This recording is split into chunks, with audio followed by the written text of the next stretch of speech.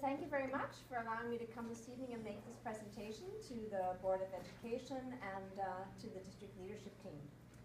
I'll start off with, first of all, and maybe if I press the right button, here we go, the introduction. It's customary that the president and vice president of the LTA work closely and in tandem with the HR director and district principal. We continue to do that, although this evening I'll be presenting a situation that appears, and we are, at a little bit of a disconnect. We haven't come to resolution. It's our intention to continue to work, and I know it's the board's, to find resolution to our situation around ministry designated non-instructional days. We're here tonight simply to provide you the union's perspective on this issue, because you can't be expected to ask intelligent, thoughtful questions about the union's opinion on an issue if you don't know what the union's opinion is. So this is simply an information session from us to you. Starting off with a definition that we've actually achieved in local bargaining here, the definition for professional development. This was achieved between the board and the union at the last round of bargaining.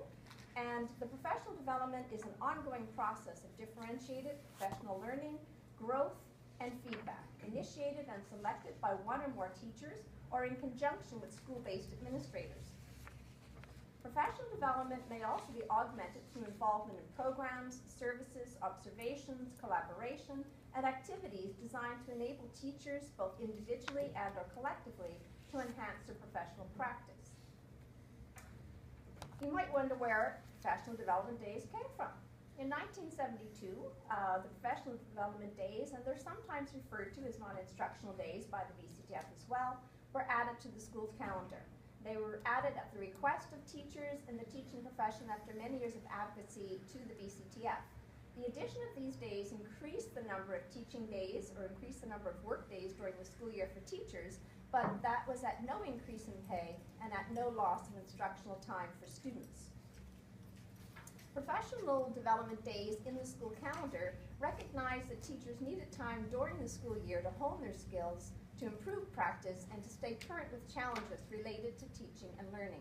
And the link there is only for your information should you like to look at the full article. Another day that teachers have an opportunity to learn, or another way, is in-service. And it is not as clearly defined. Pro-D days scheduled in the school calendar recognize that in-service is not professional development. Teachers' professional autonomy to choose is not always present with in-service options. It is usually not paid time or time embedded within the school day. It sometimes is scheduled as part of staff meetings, summer break offerings, or after-school opportunities to learn, such as with My Education BC. In addition, we have days called NIDs, and these are non-instructional days. The BC Ministry of Education frequently refers to all of their non-instructional days as professional development days, most likely due to the fact that 5 of each of these non-instructional days each year are professional development days. And some of these are at the discretion of the board, and some are specifically designated by the ministry. The number varies from year to year, and for 2016, the ministry designated 9 non-instructional days. This is laid out for everyone in the school calendar regulation by the BC Ministry of Education.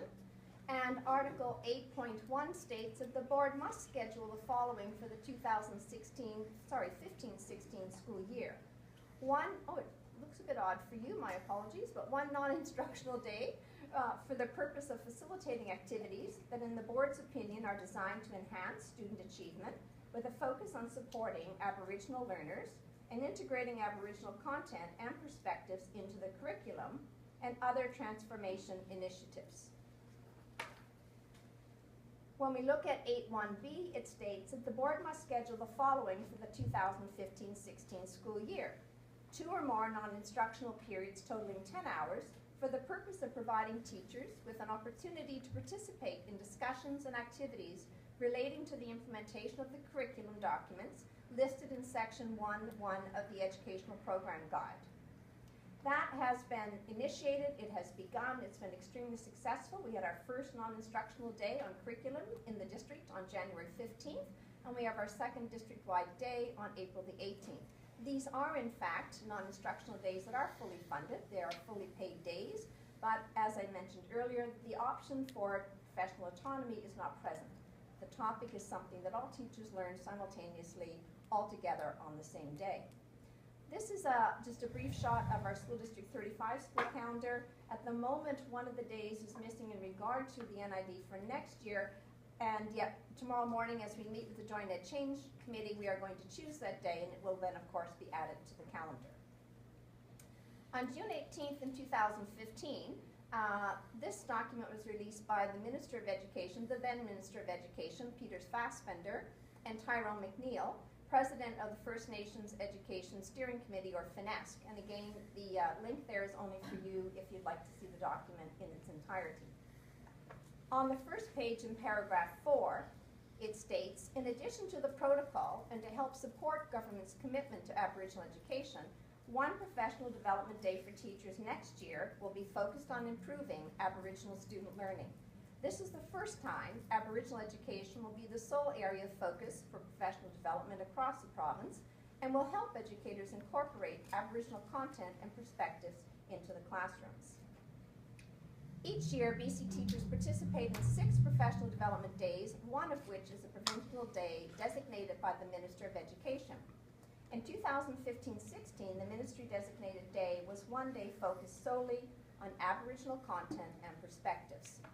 The BCETF, of course, had an issue, had a perspective, had a point of view on this, and so they made this announcement. And they stated on June 23rd that the ministry's announcement on Friday about Aboriginal education as a PD focus refers to the 6th non-instructional day, for which the ministry sets a theme each year. This day is referred to as the Admin Day in many school districts. The theme chosen by the minister is usually announced over the summer, so the latest announcement is a bit early, perhaps to coincide with National Aboriginal Day. But for clarity, the announcement does not pertain to the other 5 non-instructional days, which are the professional development days under our collective agreements. The announcement has no bearing on these days, and the usual processes under local collective agreements for those days continue to apply. And again, this is just a shot of Vancouver School Board District, and if you take the time to count and look, you'll see that they had scheduled 7 non-instructional days for the 2015-16 school year. And of course, then when the announcement came in the fall about the curriculum release days, those days were added there as well. So the ministry theme day, the 6th non-instructional day, needs to be designated as a separate day on School District 35 school calendar. The LTA has 5 Pro D days, sometimes referred to as non-instructional days by the ministry and even the BCTF, which leads to further confusion about the distinction between those days. The non-instructional days for curriculum in 2015-16 follow the NID model. And when I speak about curriculum, I'm referring to the January 15th, April 18th days. The topic is designated by the ministry for all teachers. Attendance is not based on professional autonomy. And for those of you who may not be familiar with that term, it simply means teachers don't have a right to choose what they're studying and learning on that paid day of work. It's jointly planned by the union and the board. This year there was a LOU, which again is a letter of understanding signed between the board and the union regarding the admin day for 2015-16 to address collective agreement calendar concerns. Now, unfortunately, the LOU has led to many discussions, some of them in regard to the 6th non-instructional day for this calendar year. The ministry did designate 9 NIDs, 5 for traditional Pro D and 1 specifically for Aboriginal theme day. So within the 9 days designated, 2 were for curriculum, 7 leaving 7 other days. And this is part of the issue this evening. In the union's opinion, 1 needed to be designated for an Aboriginal theme day, and it could not be one of the 5 days added in 1972 by the BCTF. Currently, an Aboriginal NID is planned to occur concurrently with and on the February District Professional Development Day, one of our 5 designated days. Should the union agree to the use of this BCTF day for this purpose this year, it is not to be seen as a forfeiting of one of our Pro D days or a recognition of the district's right to eliminate from its calendar the ministry designated theme days from upcoming school calendars in the 2016-17 years and going forward. So in an attempt at reconciling the planning that has already occurred on Aboriginal topics for February 2016 with the need for a separate and distinct NID in future calendars, the LTA will encourage members to attend these sessions within the bounds of professional autonomy for this year. This is with the expectation that an additional NID will be added to the school calendar for the ministry theme day in the years 2016-17 and beyond. At this point, I'd like to thank you for understanding that the better prepared teachers are to be educational leaders in their schools and communities, the more likely our students are to learn and achieve to their potential. Thank you for your time and attention to issues that matter to and impact the teachers and the students of the Langley School District.